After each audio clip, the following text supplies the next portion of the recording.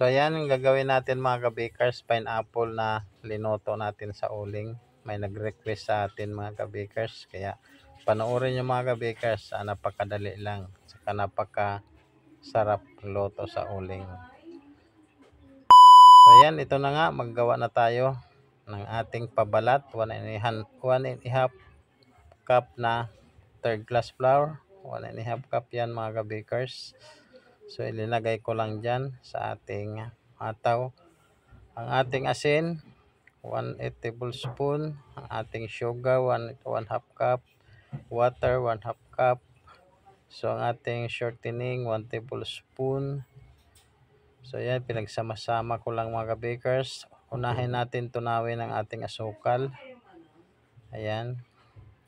Mix lang natin ang ating asukal hanggang matunaw siya. Ayan. Sama-sama na pati yung asin.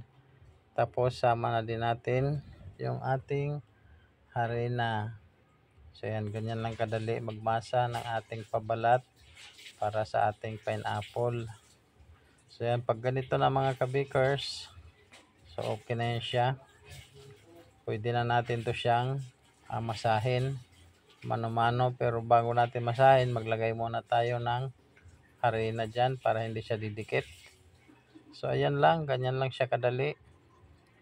Bali namasa ko yan siya dyan mga kabakers, mga 20 minutes. So after 20 minutes, ganito na yung kanyang hitsura. Ayan, yan na siya. 20 minutes ko siya namasa. Kung wala kayong dough roller, pwede nyo yan masamasahin 20 minutes. Minsan umaabot siya ng 30 minutes. Depende sa lakas ninyo. Hatiin sa dalawa.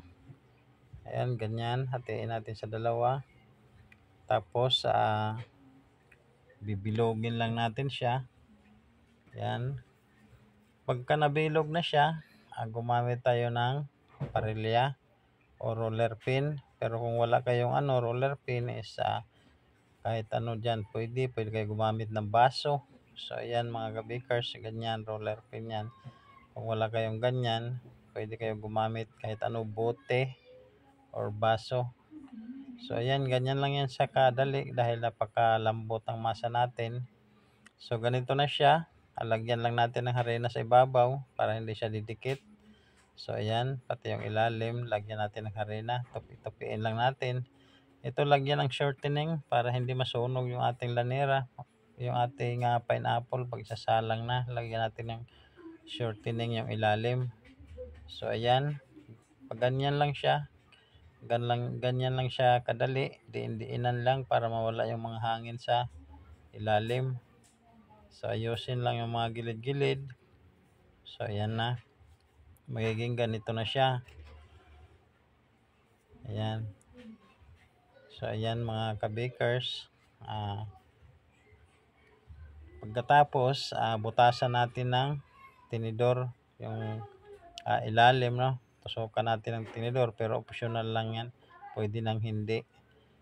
Pagkatapos yung pantakip naman natin, yung ating susunod doon, ganon din ang gawin natin. Parilya lang natin ng paganyan pahaba, ayan, hanggang lumapad siya. Tansya nyo naman yung lapad niya. So ganyan na siya kalapad. Yan, lagyan din ng harina para hindi nga siya didikit. Yan, ganyan. Para pagkuha natin mamaya, pag gagamitin na natin, hindi siya didikit. Yan, ayun. Tapos set aside natin. Sunod natin ang piling tubig, 1.5 cup water. Yan, isa't kalahati yan. Ang tubig ilalagay natin mga kabakers. Tapos maglagay tayo ng asukal, 3/4 cup. So ayan mga kabakers, yan, bali 3/4 cup yung ating asukal. Asin, 1/4 tablespoon. Tapos egg yellow, food color, optional, pineapple, bali 1 kutsara. Tapos yung ating margarine, 1 kutsara. Bali ginamit nito pineapple juice para mas masarap siya. Mas masarap sa akin yung pineapple juice kaysa doon sa iba ng mga chunk ganoon, kasi hindi siya masyadong malasa kaysa sa pineapple juice. So pag nalagay na, tunawin ang asukal. Yan, i-mix lang natin. Tunawin natin yung ating asukal. Yan, pero sa kawali na yan sa mga kabikers. Walang sindi yung kalan natin dyan. Tunawin natin yung asukal. Yan, pagkatapos, sunod natin ilagay ang cornstarch, 1 cup. I-mix natin uli. Yan, hanggang matunaw yung cornstarch. So, yan mga kabikers. Yan, ano ulit ko, sa part na yan, hindi ko pa sinisindihan yung aking kalan. So, ayan, pag tunaw na yung asukal, pati yung cornstarch, tunaw na, sindihan na natin yung ating kalan. So, ayan. Ayan, sindihan na natin ang kalan. Tapos, tuloy lang natin sa pagmimix. So, pwede kayo gumamit ng wire whisk na ganyan habang malambot pa. Pero, pag lalapot na, palitan nyo, gumamit kayo ng sandok. Ayan. Mix lang natin hanggang lumapot. 20, naluto po yan siya, mga 12 minutes. 12 minutes ko siya linuto mga kabikers hanggang tumigas na siya. Ayan, nagpatuloy lang tayo. Ganyan, huwag titigilan mga kabikers pag mimix para hindi didikit. After 12 minutes, ito na siya. Ganito na siya. Lagay na natin siya sa ating lanyera mga kabikers. Yan, ganyan na siya ka smooth. Yan, ito na yung ating lanyera. So, ilagay lang natin siya. Ganyan. Tapos, platin dyan sa loob. Yan. Ganyan lang siya. Yan. Platin natin dyan sa loob. Yan. Yan, diba? Napakadali lang mga kabikers. Yan. Ganyan lang. Yan. So, yan. Ganyan lang ginawa ko. Ito lang ginawa ko pang flat yung akin na rin sandok. So takipan na natin mga kabikers. Yan. Kaya siya lagyan natin ng harina para pag nagtakip tayo hindi siya didikit. So ayan. Tapos push lang natin yung pagganyan. So pagtingin nyo ayos na, tanggalin yung mga tira-tirang masa sa gilid ng tray, yung mga tira na masa tanggalin. So yan, natanggal ko na nga. Tapos butasan natin siya uli ng tinidor sa ibabaw para make sure na wala talagang hangin, para walang lobo. So pagkatapos lulutuin na natin siya. Lagyan muna natin siya ng itlog, pwede gatas. Yan ang ginamit ko ay itlog. So ayan. So nato pagkatapos ay lutuin na natin siya. So yan mga kabikers, dito natin lulutuin yung pineapple natin. Ihawan to siya mga kabikers. Meron pa dito sa taas. Ayan, medyo matagal na hindi nagagamit. Kaya dito natin lulutuin yung pineapple pie natin. Yan yung uling. Bali may na yun siya. May apoy. So hindi naman natin kailangan ng mainit. So hayaan lang natin siya na ganyan yung kanyang apoy. Tapos ilalagay natin dito sa ibabaw yung pineapple natin. So hintayin lang natin siya ng mga ilang minutes bago maluluto. So ayan mga kabikers, linagay ko na nga yung pineapple natin dito.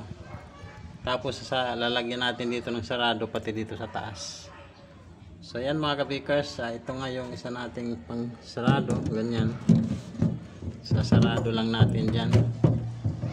Yan, para sa loob lang talaga yung init. So yan mga bakers, update ko na lang kayo mamaya. Mga bakers, after 5 minutes, ito na siya. Pero hindi pa, igigilid na natin yung uling na. Ayan. Sa bandang gilid na natin siya ilalagay para hindi masunog yung kanyang gitna. Sa mga gilid na siya natin ilalagay para para yung gitna. Ayan.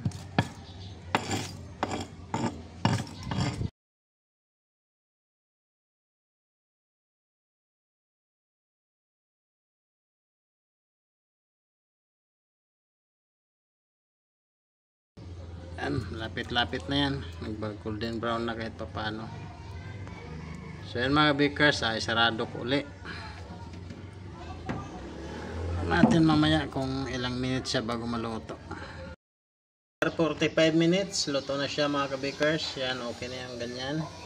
So kung gusto nyo pa siyang papulahin, nasa inyo na lang yan. Pwede pa kayo magdagdag yan ng huling para pumula pa siya. Ako tama na yan, okay na yan, mapula naman yung mga gilid. So hanguin na natin mga kabakers, palamigin natin tapos i-slice natin. So ayan mga kabakers, linagay ko na dito sa mesa, naluto na. Malamig na rin siya after 10 minutes. So ayan, ay slice na natin. Medyo dumikit siya. Ayan. So kung mapapansin nyo, hindi nga talaga nasunog yung kanyang likod. Mas okay lang yan para sa akin yung ganon. Sa inyo kung gusto nyo ng pwede nyo naman siya palakasan lang ng apoy. So ako kasi sinalang ko lang siya ng ganon tapos iniwan ko lang doon kasi nagluluto ako dito sa baba ng tinapay. So yan, i-slice na natin. Yan, napaka sarap nito mga kabikers kasi luto lang siya sa uling. Yan, di ba? Yan, sana napanood nyo to. Napakadali lang at napaka sarap pa. Ayan mga kabikers, slice na natin at tikman natin. O di ba? Yan, napakadali lang gawin. Kahit nasa bahay ka lang, hindi mo na kailangan ng ubin.